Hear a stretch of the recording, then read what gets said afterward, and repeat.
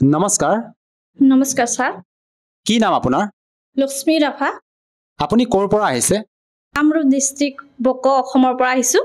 আপুনি সন্ত ৰামপাল গুৰু মহাৰাজৰ পৰা নাম দীক্ষা কেতিয়া লৈছিল 2020 11 মেত লৈছিলোঁ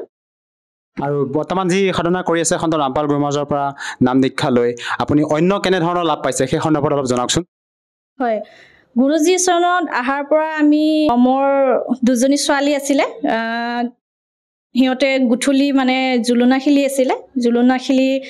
মানে পুৰি গ'ল সিহঁতে তেতিয়া আমি দৌৰি আহিলোঁ মোৰ স্বামী আৰু মই দৌৰি আহিলোঁ আহি মানে বহুত জয় শব্দ হৈছিলে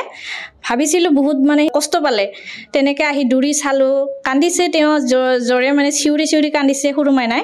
তাৰপিছত মানে চালোঁ ক'তো মানে খুন হোৱা নাই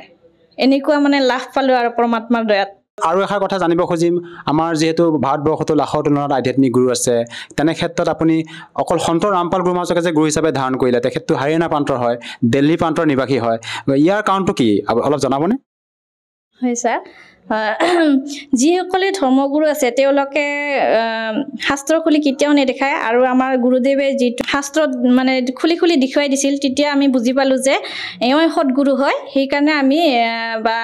আমি হাৰিয়ানাই হওক বা য'ৰেই হওক মানে